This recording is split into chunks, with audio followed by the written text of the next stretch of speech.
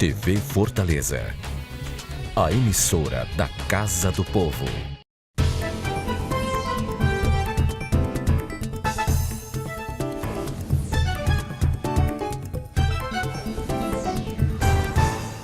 Olá, estamos iniciando o plenário da cidade pela TV Fortaleza, a emissora da Câmara Municipal.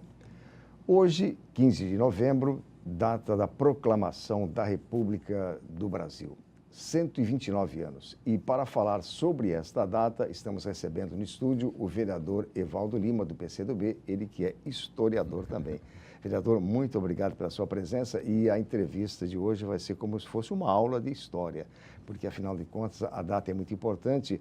E a primeira pergunta, assim, para o senhor começar a explanação, é o seguinte: a proclamação foi um golpe militar? A monarquia vivia em crise, enfim, por que ela aconteceu? Eu quero primeiro saudar os amigos, as amigas do plenário da cidade que acompanham o debate, os bons debates da TV Fortaleza. O programa plenário da cidade é uma referência da boa qualidade, do debate qualificado sobre as questões locais, sobre as questões nacionais e sobre a nossa história. O passado não passa. As pessoas costumam ainda têm uma falsa visão de que a república e a democracia em nosso país acabam sendo mal entendidos, né, Paulo Della Porta? Mas não há dúvida, foi um golpe militar, foi uma quartelada. A rigor, a república não foi proclamada na manhã daquele 15 de novembro, às 6 horas da manhã, na matina daquele 15 de novembro de 1889. A República somente foi proclamada à noite e não foi pelo Deodoro da Fonseca. Veja você, quem proclamou a República não foi o Deodoro da Fonseca, foi o José do Patrocínio e não foi em frente ao campo do Santana. A proclamação da República aconteceu na Câmara dos Vereadores e foi feita pelo presidente da Câmara Municipal, da Câmara dos Vereadores do Rio de Janeiro, que foi o José do Patrocínio. Foi um golpe militar. E na expressão famosa, célebre, do Aristides Lobo, o povo assistiu bestilizado. Aqueles 600 soldados, nem aqueles 600 soldados que acompanharam o Deodoro da Fonseca no episódio lá do Campo do Santana, nem eles mesmos sabiam que estavam ali para proclamar a República junto com o Deodoro da Fonseca. Uma outra contradição interessante: Deodoro da Fonseca era monarquista. O homem que proclamou a República era amigo do imperador Dom Pedro II, devia favores, segundo o próprio, devia favores ao Dom Pedro II e era monarquista. No momento em que foi proclamada a República, consta a testemunhos de quem vivenciou aquele momento, de que um soldado teria gritado "Viva a República!" E quando fez, recebeu imediatamente uma reprimenda do Deodoro da Fonseca, que gritou "Viva o Imperador e viva o Império!" A proclamação da República foi um golpe militar. E este, na verdade, é o pecado original da República. Este é o pecado original da República. A ausência de participação popular na proclamação da República. Não houve participação popular, o povo assistiu bestificado. A proclamação da República não aconteceu na manhã daquele 15 de novembro, às 6 horas da manhã daquele 15 de novembro, com Deodoro da Fonseca. O Deodoro da Fonseca estava ali única e tão somente... Inclusive diz que ele estava doente, né? Apareceu, saiu da cama, né? Estava acamado. Essa história é interessantíssima, porque, na verdade, há uma série de questões relacionadas à corporação, à insatisfação dos militares, os baixos soldos, a falta de prestígio político destes militares. As Forças Armadas, aqui eu me refiro especialmente ao Exército, estavam se sentindo desprestigiadas, assumiram um papel de protagonismo desde a Guerra do Paraguai. E os militares já não aceitavam mais, por exemplo, caçarem escravos fugitivos. Eles não eram capitães de mato. Não era função. Não era função dos militares. Havia toda uma série de insatisfação. A maior liderança do Exército era o Deodoro da Fonseca, mas ele estava absolutamente enfermo, acamado. Ele foi convencido, né, a ir ao Campo do Santana às 6 horas da manhã e, na verdade, ele pretendia derrubar o Visconde de Ouro Preto, que era o chefe, o presidente do Conselho de Ministros. Ele fez isso e a sua casa era aproximadamente 250 metros do Campo do Santana. Também aquela fotografia, aquele quadro famoso, o público, não havia público também na proclamação da República. Ele faz isso, retorna à sua casa e volta para a cama. Aí, à tarde, o jornalista Quintino Bocaiúva vai visitá-lo juntamente com Benjamin Constant. O Benjamin Constant, este tem um papel fundamental, é considerado o pai da República Brasileira. E, à tarde, eles vão visitar o Deodoro da Fonseca.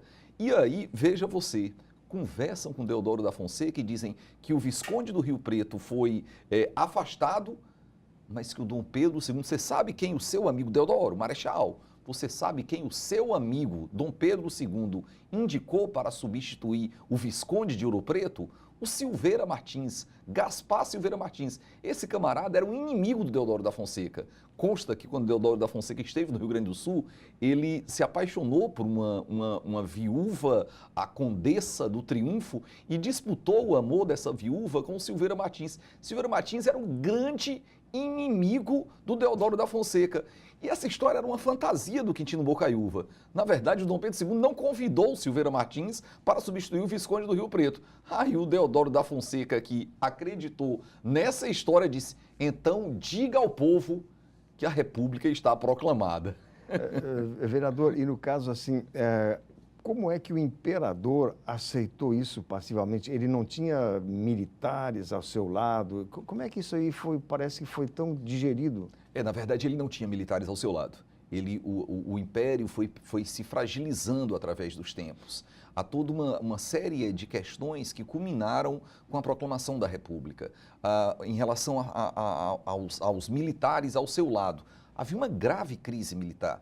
Essa crise teve talvez o estopim, foi o momento em que o Sena Madureira, o tenente-coronel Sena Madureira, ele condecorou o Francisco José do Nascimento, o nosso cearense aqui, o nosso dragão do mar lá de Aracati, lá de Canoa Quebrada, ele acabou condecorando o dragão do mar lá no Rio de Janeiro. Ele recebeu uma advertência do Império, o Deodoro da Fonseca, que era o nome mais expressivo, o herói do campo de batalha, que se afirmou na Guerra do Paraguai, o homem respeitado por todo o exército, saiu, embora fosse amigo pessoal do Dom Pedro II, e como ele mesmo dizia, devo favores ao imperador.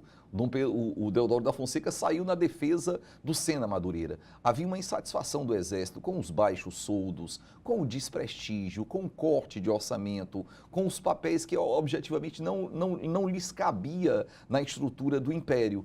Então, o imperador Dom Pedro II estava muito fragilizado com os militares. Esteve fragilizado também com a Igreja Católica. Embora essa seja uma questão, um pano de fundo, mas também contribuiu para a perda do prestígio do imperador.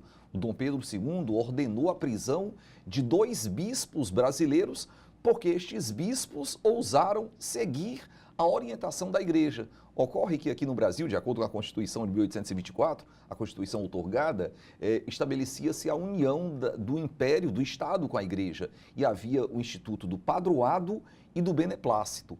O padroado quer dizer que, na verdade, os padres, os bispos, eram funcionários públicos indicados pelo Estado.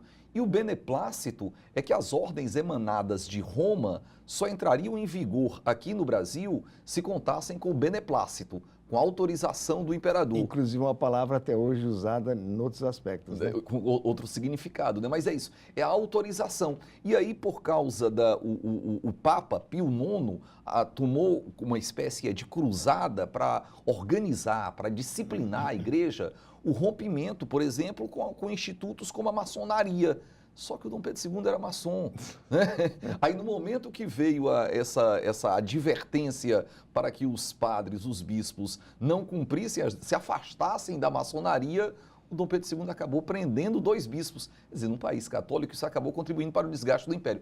Mas essa foi uma questão também, foi pano de fundo, ela não foi fundamental para a República. Uma outra questão também, essa sim, realmente muito importante, foi a perda da base social, da base econômica do Império.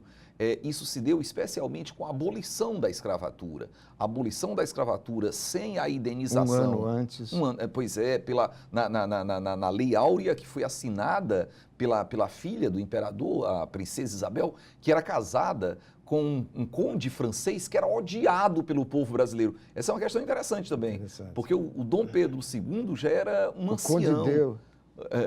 Conde D, né? Conde D. O Dom Pedro II já era um ancião, e acreditava-se que a República iria acabar por si só, né? Mas temia-se que o Conde D assumisse o Império do Brasil. Essa também é uma questão. Então, a abolição da escravatura sem que houvesse a indenização dos proprietários de escravos acabou retirando do Dom Pedro II uma importante base social, que eram os cafeicultores, especialmente os cafeicultores paulistas. Agora, antes de encerrar o bloco aqui, um fato importante que eu gostaria que o senhor falasse um pouco mais é do povo, né? A perplexidade das pessoas, né? Tinha um imperador e, de repente, vai ter uma república. Quer dizer, a maioria das pessoas certamente nem sabiam o que era uma república. É verdade. Eu acredito que é necessário que a gente faça uma reflexão que a ideia da república, o sonho republicano, ele não nasce ali em 1889. Movimentos pretéritos já defendiam os fundamentos da República. Eu vou lembrar que Mas alguns... tinham pouca divulgação. Sim. Mas se a gente pensar ainda no período colonial, a revolta de Filipe dos Santos, a revolta de Vila Rica já falava em República. A Inconfidência Mineira tinha esse ideário republicano. Posteriormente, o Tiradentes acabou sendo o principal símbolo da República. Foi escolhido pelos republicanos como símbolo da República e falava da República. A conjuração baiana, a conjura dos alfaiates, que falava em República e também em democracia, precede ao movimento de 1889. Não custa lembrar que a revolta dos padres de 1817, que deu a primeira mulher que foi presa política na história do Brasil, que foi a Dona Bárbara de Alencar, a Dona Bárbara do Crato, a mãe do José Martiniano de Alencar, a avó do romancista José de Alencar, a mãe do Tristão Gonçalves, que foi o presidente da Confederação do Equador, no Ceará. A Dona Bárbara de Alencar já falava em república. Então havia um movimento republicano. Mas o movimento de 1889, o povo realmente não sabia o que estava acontecendo. Era uma parada militar. O que lhes pareceu foi uma parada militar no Campo do Santana, organizada pelo Deodoro da Fonseca e pelo Benjamin Constant, que derrubou o presidente do Conselho de Ministros, o Visconde de Ouro Preto. A rigor mesmo, esse é o pecado original da República. Não houve participação popular. A rigor, a proclamação da República só aconteceu de fato na Câmara Municipal. Veja bem, não foi nem no Parlamento, foi na Câmara dos Vereadores. Foram os vereadores que proclamaram a República no Brasil. E quem proclamou a República foi o José do Patrocínio. Veja você que não havia hino, que não havia bandeira. Quando houve a proclamação da República na Câmara dos Vereadores, os vereadores cantaram a Marselhesa, cantaram o hino francês, o hino da Revolução Francesa. A bandeira que foi hasteada foi a bandeira dos Estados Unidos. Então, na verdade, foi um improviso e sem participação popular. Agora, no caso, tudo que o senhor está relatando, assim, não é oficial, assim, isso aí é uma história, assim, que, eu não digo paralela, mas é uma história pouco divulgada. É pouco divulgada. Na verdade, o passado não passa. Existe uma história oficial, uma história tradicional, que está presente na imensa maioria dos livros didáticos de história. Essa história é muito pouco atrativa. Essa história é como se fosse uma espécie de trem que passa à nossa frente e a gente fica do lado de fora contemplando o trem da história passar. Na verdade, a história da proclamação da República foi muito pouco heróica e a República ainda é um processo em construção. Para quem compreende a República, não só a res pública, a coisa pública, mas a República como o bom governo ainda é um processo em construção em nosso país. Muito bem. Plenário da cidade. Vamos fazer um breve intervalo e na volta eu continuo conversando com o vereador Evaldo Lima sobre a proclamação da República. Aguarde um instante só.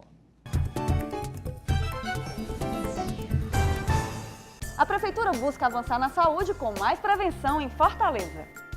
A Prefeitura amplia os núcleos de prevenção, dando prioridade àquelas pessoas que têm mais necessidade. Eu fiz o meu pré-natal todinho aqui no posto, mas a neném nasceu prematura. Ela teve que passar uma semana na incubadora, aí ela recebeu alta e novamente nós tivemos que voltar para cá pro posto para ela fazer o acompanhamento durante 2 anos e meio pela pediatra e a fisioterapeuta. Prefeitura e você, uma saúde melhor é a gente que faz. Fortaleza. Bicicletar, ciclofaixas e ciclovias da Prefeitura. Exercícios mais saúde. Novas praças, areninhas e academias da Prefeitura. Prevenção é saúde. Ecopontos, combate à dengue e prevenir acidentes no trânsito. Prefeitura e você, uma saúde melhor. É a gente que faz.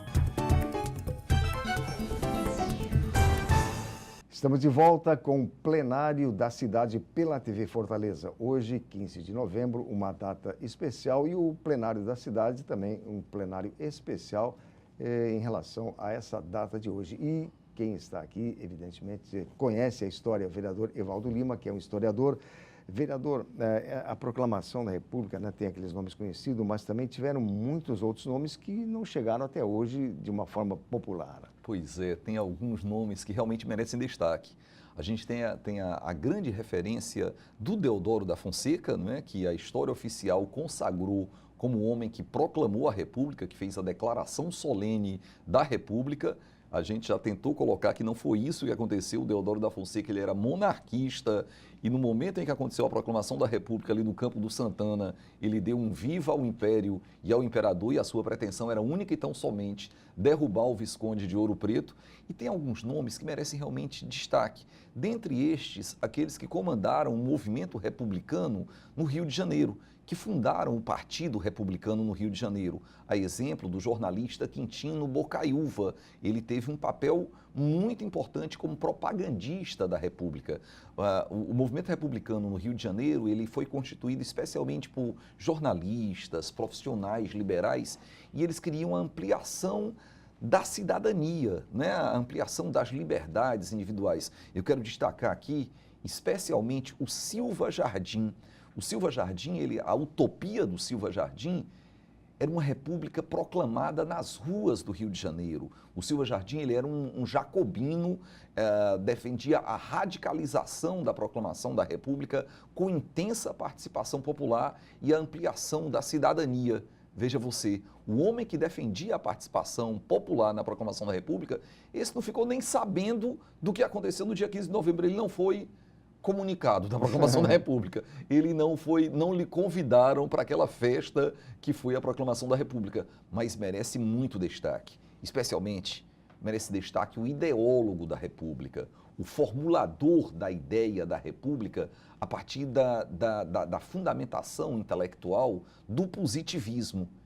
E este foi o Benjamin Constant, foi o professor Benjamin Constant, que era o mestre dos militares, o professor da escola militar do Flamengo, do Realengo, lá do Tabernáculo da Ciência, e que propugnava as ideias positivistas. Um pouquinho antes da proclamação da República, um pouquinho antes do dia 15 de novembro, no dia 9 de novembro, aconteceu um baile na Ilha Fiscal, foi uma espécie de baile da fantasia e que foi o canto do cisne e o canto da morte do Império em nosso país. O Dom Pedro II, a corte, né, o Império, resolveu fazer uma grande festa na Ilha Fiscal, né, onde está ali um palácio neogótico e que você tem que atravessar de barco ali no centro da capital do Império, da província, né, um lugar Rio, luxuoso. Extremamente luxuoso. 3.000 ingressos apenas. Uma festa requintadíssima. Cascatas de camarão, champanhe e vinho, não é? A rigor, o baile da Ilha Fiscal era uma homenagem aos oficiais chilenos de um cruzador, o cruzador Cochrane, que estava ancorado lá no Rio de Janeiro. Mas, na verdade, o baile da Ilha Fiscal era para festejar, para celebrar as bodas de prata da gentil e feia Princesa Isabel e o Conde D, que foi uma grande festa que o povo ficou do lado de fora, uma festa suntuosa, extremamente rica, que o povo ficou do lado de fora. Enquanto o baile estava acontecendo na Ilha Fiscal, o Benjamin Constant estava reunido com a oficialidade, com os militares e falando da República, e falando das ideias positivistas. Foi o Benjamin Constant, o professor Benjamin Constant, o grande ideólogo da República, merece essa deferência especial. Foi o Benjamin Constant, na verdade, o responsável, a frase que está ao centro da bandeira nacional, né, é uma máxima do positivismo: o amor por princípio, a ordem por base e o progresso por fim. E, no entanto, na bandeira nacional, tiraram o amor. Tiraram o amor é tão necessário, tiraram o amor e deixaram somente a ordem e o progresso, mas tiraram o amor, o lema dos positivistas. Aquilo ali foi uma construção do Benjamin Constant. A própria bandeira da República foi a mulher do Benjamin Constant e as filhas do Benjamin Constant que bordaram, que teceram, que construíram ali a bandeira da República. Agora, vereador, os primórdios da República, né, uma coisa absolutamente nova, a desorganização, assim, deveria ser muito grande no serviço público. Na verdade, havia a monarquia estava numa grave crise econômica. Essa grave crise foi provocada, dentre outras razões, pela Guerra do Paraguai.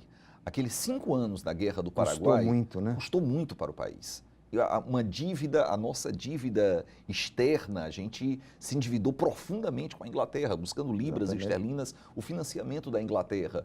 Foi o equivalente a 15 vezes o orçamento do Estado, da União. Que loucura, Quer dizer, né? uma loucura. O Estado estava quebrado, estava realmente falido. Havia uma crise econômica com os fazendeiros, especialmente a questão da abolição da escravatura. Mas o Deodoro da Fonseca não mudou muito isso aí, não. Faltava ao Deodoro da Fonseca os fundamentos republicanos. Ele era monarquista por convicção e administrador. Veja bem, Paulo Della Porta, a República foi proclamada provisoriamente.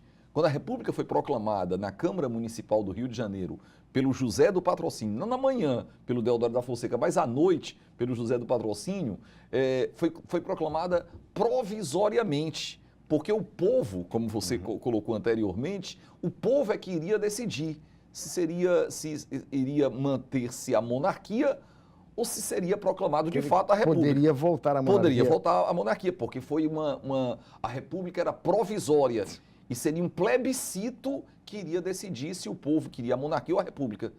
Esse plebiscito aconteceu 104 anos depois. 104 anos depois. Foi em 1993 que houve um plebiscito para se decidir se o povo queria a monarquia ou a República. O Deodoro da Fonseca, quando assume a presidência da República, foi uma tragédia. Como governante, foi uma tragédia. Ele foi o responsável pela primeira grande inflação da história do país, que foi a crise do encilhamento e que foi proclamado, que foi levado adiante por uma política desastrosa no Ministério da Fazenda, conduzida pelo seu ministro, o civilista Rui Barbosa. Quer dizer, quem teve que arcar fazer uma política de saneamento fiscal foi o sucessor, na verdade, nem do Deodoro, nem do Floriano, mas do Prudente de Moraes, do Campos Salles, lá na frente, que foi o Joaquim Murtinho. Quer dizer, o improviso era total. O improviso era total. O que não foi realmente improvisado, e isso merece ser destacado, é a influência do positivismo. A influência do progresso, da ciência, da evolução da humanidade a partir dos fundamentos da ciência. O positivismo, inclusive, é uma ideologia muito presente na história do país. Os 2 primeiros presidentes da República da Espada, o Deodoro da Fonseca, e com a renúncia do Deodoro da Fonseca, o Floriano Peixoto, o segundo presidente, ambos tinham essa influência positivista. Com a emergência dos cafeicultores, dos grandes latifundiários, dos proprietários de café, com o primeiro presidente civil, que foi o Prudente de Moraes, até o último presidente da República Velha, que foi o Washington Luiz, aparentemente o positivismo foi relegado a um patamar secundário. mas o positivismo esteve presente no Rio Grande do Sul, através do Júlio de Castilhos e do Borges de Medeiros, e foi resgatado pela Revolução de 30 sob o comando do Vargas.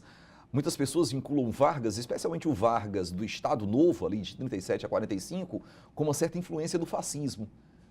Mas o Vargas, especialmente, foi um positivista. E o positivismo foi resgatado no Brasil com o movimento militar de 1964. O positivismo, de fato, é uma ideologia muito marcante na história política do nosso país. E esteve presente, por exemplo, na primeira Constituição da República, a Constituição de 1891. Por exemplo, o positivismo pregava a separação da Igreja do Estado. Isso aconteceu com a Constituição Republicana. A criação do casamento civil, a secularização dos cemitérios, são marcas importantes do positivismo, que aí não tem nada de improviso. É ciência, é teoria política, muito importante na proclamação da República e na história do nosso país. E então, o que é que significa ser republicano? Ser republicano significa a afirmação da dignidade cidadã, significa o bom governo, o governo sem favoritismos, sem clientelismos, o governo baseado na gestão competente da coisa pública. Significa a dignidade cidadã, a participação dos cidadãos, a afirmação de direitos, a era dos direitos, os direitos civis, políticos e sociais. Direitos civis é o direito à vida, é a propriedade, o direito de ir e vir, os direitos civis. Os direitos políticos são os direitos da cidadania, da participação ativa nos destinos políticos do Estado e da nação, de votar e de ser votado. E os direitos sociais, há uma certa subjetividade sobre o seu significado, mas os direitos sociais representam especialmente o acesso à saúde, à educação, à dignidade da pessoa humana. É afirmar a natureza republicana, democrática e a dignidade cidadã, que é uma construção que acontece a cada dia. Muito bom. E para encerrar essa entrevista-aula, eu gostaria que o senhor fizesse as considerações finais a respeito da data de hoje e frisasse algo que o senhor deixou de falar. Eu quero destacar aqui que, na verdade, é preciso mais reflexão, é preciso ponderar sobre a história do nosso país. Nosso país precisa ser conhecido. Um Brasil desconhecido há séculos borbulha, como diria o Antônio Calado, por baixo da nossa preguiça de fazer história. Então a gente precisa contribuir para construir um país com mais oportunidades, com mais dignidade, com a afirmação da democracia, com mais justiça para todos os seus cidadãos. Muito bem. Vereador Evaldo Lima, professor, historiador, muito obrigado pela entrevista e por essa aula de história aqui sintetizada, evidentemente, e pelos seus conhecimentos da história. Muito obrigado. Obrigado, Paulo. Plenário da Cidade termina aqui. Obrigado pela sua companhia e até amanhã.